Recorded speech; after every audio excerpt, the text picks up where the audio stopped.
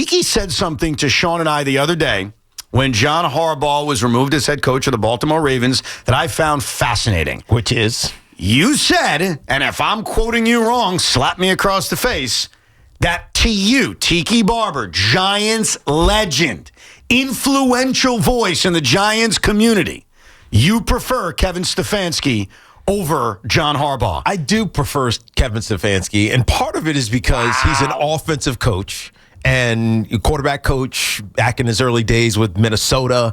He obviously won Coach of the Year twice, won in his first year. And he won 11 games, won it again a couple years later, also won 11 games. But, the worry, if you're going to push against Kevin Stefanski, is it those intermittent years, so 2 years after that first Coach of the Year, 2 years after the second Coach of the Year, sub 500 records and inferior production from the team. But there's something I like about Kevin Stefanski when it comes to continuing to develop Jackson Dart and continuing to build a staff that is going to get great defensive production. And, just think about his defensive coordinator and what his defensive coordinator has produced this year. You're going to get the defensive player of the year, and Myles Garrett, obviously with the Cleveland Browns, with 23 sacks that he had on the season. They're likely to get the defensive rookie of the year, Carson Schwessinger, who was an off-ball linebacker who was fantastic this year. And I feel like that's the biggest part for me. Head coach John Harbaugh, Kevin Stefanski, Antonio Pierce, any of those ones that Raheem Morris, any of those guys you want to throw out there, fantastic. It's what you do with your staff that makes me most interested in you. Because Kevin Stefanski or John Harbaugh, they can't coach everybody. No. It's about building a staff. It's about building a great staff and motivating them to get everybody on the same page. Well, and so I like Kevin Stefanski. By the way, I like John Harbaugh too. I understand. It's not like I'm saying John Harbaugh is disqualified for me. That's not what I'm saying at all, because I think he's a fantastic coach. He's been a fantastic leader for 18 years in Baltimore. He's had so much continuity. They promoted and advanced from within over and over and over again. So that just tells you the depth of talent he surrounds himself with. There's something about Kevin Stefanski that's really intriguing to me. Well, a couple of things. Number one, I'm a big, what has the biggest bust factor? Kevin Stefanski has a bigger bust factor. Right. He's already had more sub-500 seasons than John Harbaugh's had in his entire career. That's number one. Number two. Part of that is circumstance, by the way. I get it. Cleveland Browns are a horrible organization. But it's on his resume. Yeah, of course. It's a part of his resume. And right now, no offense, the Giants aren't that much different than the Cleveland Browns. At least for the last half a decade. I'm not talking about of all time. Well, at least he's familiar with it then and can figure out a better way to do it. But you just made an excuse for the 3 or 4 sub-500 seasons by saying, well, it's the organization. I want someone who's bust-proof. Think about his quarterbacks, dude. It was Dylan. He went into this season with Dylan Gabriel and Shedeur Sanders, who's a knucklehead, and so much so that he forced himself out of the first round all the way to the 5th, 6th, wherever he got drafted. And that's what he went to this year with. The fact that they were even competitive for a lot of this year is a testament to him. The other thing is John Harbaugh's coordinator history, because you've made this point a lot, even before John became available, which is it's about building a staff. Yeah. One of the most important things is building a staff. Rex Ryan, Chuck Pagano, Wink Martindale, Mike McDonald, who may be the best coach on the planet these days. I give that to his brother, by the way. Oh, come on. I give it to Jim. You give what to Jim? This is John's history of defensive coordinators. Is it good? Yeah, it is. He's got it. Here's the thing about John Harbaugh, and I'm not trying to make him out to be Vince Lombardi. His entire track record is success. 100%. And so to me, and I'm not arguing that Kevin Stefanski can have success here. I'm sure he can. What I'm arguing is at this point in history with this franchise, with as down as they've been, I need the surest thing. Right. The way I phrased it to Sean the other day is I want the guy with the least possibility of busting. And John Harbaugh supplies that to me over Kevin Stefanski. Here is the worry with John Harbaugh. So he's not old, but he is taking a week off. Yep. He's not going to do any interviews. There could be a chance. Remember the conversation we had about Mike Tomlin? Yep. This was in the afternoon, but I'll reiterate it here in the midday. People want Mike Tomlin, whether it's the Giants, whether it's the Jets, whether it's the Cleveland, whoever. You would want Mike Tomlin. I honestly believe Mike Tomlin might say if and when it's all said and done with the Pittsburgh Steelers, I'm good, man. I'm going to go take a job in TV. I'm going to go sit on a beach in the south of France. Yes. For a year or whatever it is. And if I ever feel like getting, he's 3 years old. If I ever feel like getting back into it, you know what? I have time. And his value will only go up. 100%. It's just like Bill Coward. Yep. He left. He was never coming back, but he left it. Everybody desired him. I almost for believe like a decade. The further along you are away from coaching, the more your value goes up. So my fear with John Harbaugh is that he's done this for a really long time. He's a decade older than Mike Tomlin. 63. He's 63. He says, look, I'm going to chill for a week before I even start thinking about doing any of these interviews. What happens if he chills for a week and it's like the passion's not there? Mm-hmm. Like this has been a long career. I mean, 40 something years of coaching. It's a lot of a grind. And so I worry about the burnout. Now, if I hear from him next week and it's like, I'm all in, I'm down, I'm excited, I can't wait to get back into this thing, and I got this guy who wants to come with me and this guy who comes, then I'll change my thought process. Hold on, I want to clarify something. I know this with Kevin Stefanski, who's still in his 40s, that he still feels like he has something to prove. Oh, absolutely. And so it's not about the personality, the person in any way.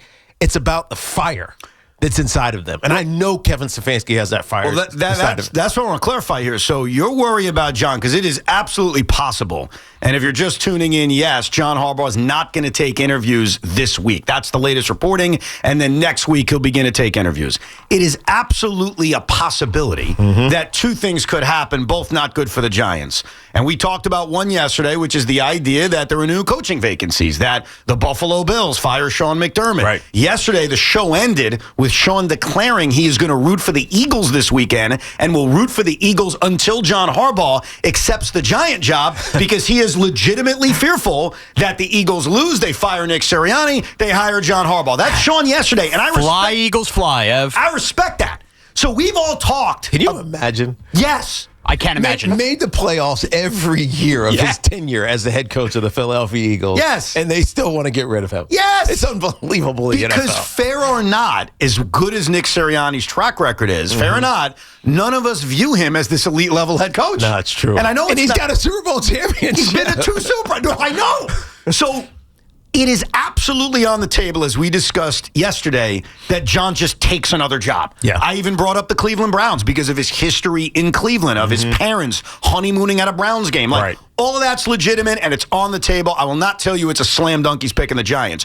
You bring up the idea he may just say, I want a year off. Yeah. When you talk about the lack of fire, are you talking about it in terms of the fear of him taking a year off, or are you talking about it in terms of him taking the job but not being John Harbaugh? Yeah, that's what it is. That's interesting. And so, look, I have no proof that would be the case, but it's been he goes to Baltimore, and it's almost immediate he starts to have success. They have so much talent on that team. And you think, I mean, look, they were what was it, 18 years? So they were 4 or 5 years removed from winning the Super Bowl. 2000, so it was 8 years removed. So 8 years removed from winning the Super Bowl. They have a good, core of players. He takes over, and they're good right away. And he just kind of grinds this thing into one of the most consistent franchises in very different iterations. Like, you go from the Joe Flacco era to the Lamar Jackson era, kind of seamlessly. Yeah. And they're constantly relevant.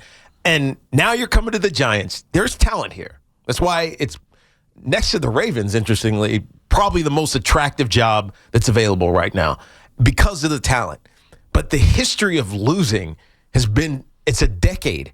And so if you're John Harbaugh coming to try to fix this thing, it's not, there's this history that was just immediate and we have all this success and we can just build upon that and make it sustainable. I got to remake the culture. And that's a grind, man. Yeah. It's a grind that is daunting, and I need somebody who is so committed to being great and I think John ultimately might come to that, but I need to hear him say that. Yeah, my stereotype for why I believe John would still have that passion is just the fact that he didn't leave us on his own. He got fired after having relative success the last couple of years.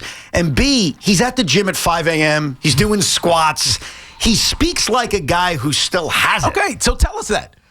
I need to hear it. That's all. It's as simple as that, dude. And I know Stefanski has it because he failed out of Cleveland. Right. It's not like he successed his way out of Cleveland. He failed out of Cleveland. And we know he's a good coach because he has 2 coaches of the years on his resume. But it clearly didn't end like he thought it would or should. And it wasn't all his fault, but you can feel the fire still in him. Now, as far as John Harbaugh's interest in the New York Giants, there's been a lot of reporting over the last few days. Here's the latest from Diana Rossini in terms of the Giants' interest in John Harbaugh, which I think is obvious. Yep. And John Harbaugh's interest in the New York Giants. From what I understand, Harbaugh really likes the Giants. They really like him. There's going to be a meeting, an interview set up. They're hoping for the weekend, if not early next week, to get him in the building, because they're basically clearing the decks. Like, we got Stefanski, now let's get him here. It sounds like the Giants view Harbaugh as 1 and Stefanski as 2. You, Tiki Barber, view Stefanski as 1 Yes. and Harbaugh as 2. Yeah, I mean, it's just, and again, it's we're talking about 1A and 1B. And it could be interchanged. It doesn't even matter. You're happy with either? I'm absolutely. By the way, I called some games against with the Baltimore Ravens. I love the way that John Harbaugh runs an organization. There is consistency. There is purpose. There's meaning. He's not talking to the player or even the staff or the media in any kind of condescending way. It's refreshing when you think about it, when you've seen some other places around the league. And so I think he'd be phenomenal. I just got to know he wants to do it. Okay, so you're in the room. And by the way, Tiki should be in the room because I'm hearing all these other organizations are bringing in like, hey. But the Lions did. Yeah, the Lions did it. I mean, Miami's out. Was it Miami? Who's asking Troy Aikman to help them out? I totally forgot. Miami. Okay, yeah. I got that right. Obviously, Tom Brady owns a part of the Raiders. So let's say you're in the room. That's weird, by the way. Of course it's weird. Why the heck is Steve Ross turning to Troy Aikman? Where's Dan Marino? Well, he's there. I mean, he's already there. So Troy and Dan are going to collaborate. But it's weird because you're bringing in a legend from somewhere else. I know. Like, how is that helping? Like, if I'm a Jet fan and they bring in Tiki Barber to help with the search, I mean, I love you, bro, but I'd be like, why is Tiki Barber here? Oh, because I live in Florham Park. That's true. It's just right down the road. That's true. Breece Hall's your favorite player, so it all makes sense. Yeah, exactly. You got to keep him no matter what. No doubt. But if you're in the meeting, you're in the room, and John Harbaugh is talking to John Mara, he's talking to Tish, he's talking to Joe Shane, he's talking to you, he's talking to Strahan, and he says, hey, do me a favor, Joe Shane, leave the room. The adults need to speak. Stop. And Joe leaves the room and he says, look, Joe Shane's he's a nice guy. I'm not taking this job unless you let me bring my general manager. Which Well, I Ernie don't. DeCosta's not coming. Well, my general manager in terms of a guy I want to bring. Right. Obviously not my current general manager. He's been linked to Chad Alexander, the Chargers guy, who's interviewing with Miami. Who's got a connection to his brother Yes. Jim. Yep. Would that, because Stefanski's not doing that. He's just not. I don't even think Mike McCarthy's doing that. No. What is your response? Yeah, there's 2 guys that would do it, Mike Tomlin and John Harbaugh. And they have the authority and the gravitas to do it. So now John Mara looks at you and says, Teak, what should I do? I've already decided to bring Joe Shane back. I even wrote the whole letter explaining why Joe Shane should come back. Should I remove him because that's what John Harbaugh wants? Or do I tell John, sorry, we're going in a different direction? How do you handle that? You know, it depends on how insistent he is. And by the way, I don't think John is that kind of guy. It's an interesting hypothetical. I'd bring Joe back in the room. Say it to my face. No, just explain it to me and explain it to Joe. Because Right. we're committed to Joe. I'm going to be John Harbaugh for a second. All right? I'm going to explain it to you. Joe, I think you've done a nice job here. I've got no issue Done a with you. fantastic job. Well, they got 2 potential Rookie of the Year candidates. And I know, by the way, this is just an aside. Yeah. All those Giant fans who are hating on Abdul Carter, just go look at what the rest of the league thinks about Abdul Carter, who led the league in fast pressures, quick pressures, which is 2 seconds. He's 10th or 11th. No, he's 11th in total pressures. Like, we look at him. That's and hard to believe. It really is. But we look at it. Remember earlier in the year when Yeah. I kept saying, Abdul Carter is affecting these games. It's not showing up in statistics. He doesn't have the sack totals that say he's an elite player, but he's playing elite football. Now, that when Mike Kafka took over, those 2 instances where he got benched for a series and then benched for a quarter, I think it truly turned him into what we need him to be going forward. Oh, I think he played that way. 100%. But what I'm saying is that all season long, he had a fantastic year. Okay. So, by the way, I only say that because when you talk about Joe Shane, Jackson Dart's not going to win Rookie of the Year because he only started 12 games and missed one, and Giants didn't win enough, but he's in the conversation. Yeah. Abdul Carter is also in that conversation. Well, you're Malik asking. Neighbors was in that conversation. You're asking. And so when we're talking about what Joe Shane has done, let's take the facts correctly. Okay, Evan Neal, Deontay Banks. I can respond to this. Evan Neal was an early mistake. Deontay Banks, you already know my stance on him. I think he's an unbelievable athlete. He's not going to be here for him, but I think he might go someplace else. All right, you gave Darius Slayton a multi-year contract. Yeah, I mean, that was a mistake, but it is what it is. No, but my point is, from re-signing Wan'Dale Robinson potentially. If Joe Shane or John Mara fights back with me, I'm John Harbaugh in this interview, and say, oh, no, he's done a fantastic job, I'm going to fight back with you. Yeah. Point is, he doesn't think he did a fantastic job. I think Joe is in that room because you have to have him in the room. He's going to be in the room initially, If he's in the room, I'm talking about if John Harbaugh says, I don't want Joe Shane, then Joe Shane needs to be in the room. And then you have that conversation and let him defend himself. Right? It's not on me. It's not on John Mara. It's on Joe Shane to defend his record and to explain it in a way that convinces John that he's wrong. John Harbaugh. But don't you think John already has the edge because he is John Harbaugh? Yeah. And doesn't he have the edge by just citing the win-loss record? Yeah, of course. And saying, look, you haven't won. But yes, you've done some good things. You still have to explain it. Okay. It can't be as you probably explain it to your children, as Sean does, as I do with my 6. Yeah. Because I say so. Right. It can't be because I say so. John Harbaugh can't say to the Mariners, John, why do you not want Joe? I don't know, because I say so. Ultimately. It doesn't work. Ultimately. Makes you think how ludicrous it is to say that to your kids. Would you be uncomfortable removing Joe Shane if John Harbaugh says so? No. Okay. That's all I wanted to hear.